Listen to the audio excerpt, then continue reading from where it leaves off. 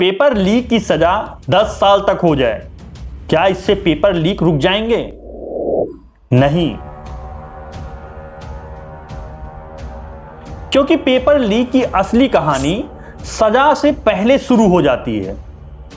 एक question paper जब exam hall में पहुंचता है, उससे पहले वो कई स्टेज में गुजर चुका होता है, और अगर उन स्टेजेस में से एक भी जगह सिक्योरिटी कमजोर हुई तो उसका असर लाखों स्टूडेंट की मेहनत पे पड़ सकता है। इसीलिए पेपर लीक्स के खिलाफ अब कानून को और सख्त करने की तैयारी है। कैबिनेट ने पब्लिक एग्जामिनेशन एक्ट में बदलाव वाले ड्राफ्ट बिल को मंजूरी दे दी है। प्रस्तावित बदलावों में सजा बढ़ाने के साथ साथ फास्ट ट्रैक कोर्ट और तेज इन्वेस्टिगेशन और ट्रायल की व्यवस्था भी शामिल है। यानी साफ है, गलत काम करने वालों के लिए रिस्क बढ़ाया जाए और कार्रवाई जल्दी हो। यहां एक सवाल उठता है, अगर सजा और ज्यादा कड़ी हो तो क्या पेपर लीक अपने आप रुक जाएंगे?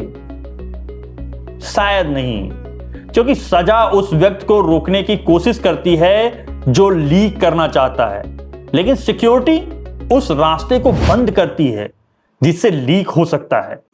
सोचिए, एक क्वेश्चन पेपर सिर्फ एक कागज नहीं, वो एक पूरी सिक्योरिटी चेन का हिस्सा है।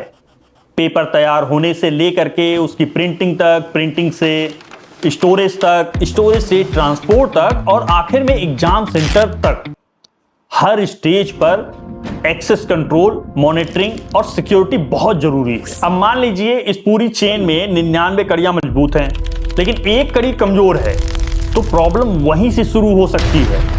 यही वजह है कि पेपर लीक को सिर्फ एक व्यक्ति का अपराध मान करके देखना पूरी तस्वीर नहीं दिखाता है, क्योंकि किसी भी सिक्योर सिस्टम में सिर्फ यह देखना काफी नहीं होता अंदर कौन है, यह भी देखना पड़ता है अंदर जाने वाले की जरूरत किसे है और कितनी देर के लिए।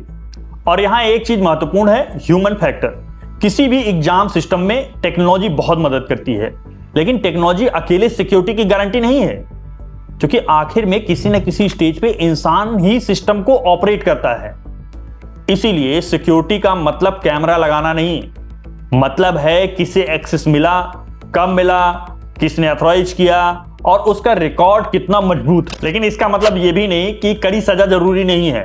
सजा जरूरी है, क्योंकि कानून का काम एकदम से यह है कि डिटरेंस क्रिएट करना, यानी किसी व्यक्ति को अपराध करने से पहले सोचने पे मजबूर करना कि इसकी कीमत बहुत बड़ी हो सकती है। और अगर इन्वेस्टिगेशन तेज हो, ट्रायल जल्दी हो और सजा समय पर मिले, तो कानून का डर सिर्फ कागज पर नहीं रहता, व्यवहारिक रूप से भी प्रदर्शित होता है। इसीलिए पेपर लीक को रोकने के लिए दो चीजें साथ साथ चलनी चाहिए।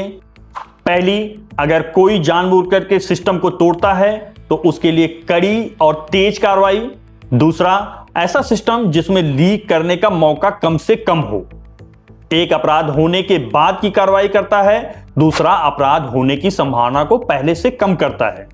और शायद यही पेपर लीक की पूरी बहस का सबसे महत्वपूर्ण हिस्सा है। किसी एग्जाम सिस्टम की ताकत सिर्फ इस बात से तय नहीं होती लीक होने के बाद कितनी सजा दी गई, उसकी असली ताकत इससे पता लगती है कि लीक होने से पहले सिस्टम कितना मजबूत था। क्योंकि एग्जाम सिर्फ एक पेपर नहीं होता है, वो लाखों स्टूडेंट की मेहनत और उनका समय और उनके भविष्य का भरोसा होता है। इसीलिए पेपर लीक रोकने की असली लड़ाई सिर्फ सजा बढ़ाने की नहीं, ये उस पूरी चेन को मजबूत करने की लड़ाई है जो क्वेश्चन पेपर को तैयार होने से लेकर के स्टूडेंट की डेस्क तक पहुंचाती है। क्योंकि अगर चेन की एक भी कड़ी कमजोर हुई तो परीक्षा पूरी तरीके से प्रभावित हो सकती है। तो सिक्योरिटी का मतलब है हर कड़ी को मजबूत करना। क्योंकि किसी एग्जाम सिस्टम की असली सफलता यह नहीं है कि पेपर लीक करने वाले को कितनी सजा मिली। असली सफलता यह है कि लाखों स्टूडेंट एग्जाम देकर के घर लौटें और उन्हें यह भरोसा हो कि उनका रिजल्ट उनकी मेहनत से तय होगा। जय हिंद, मिलते हैं अगले वीडियो में।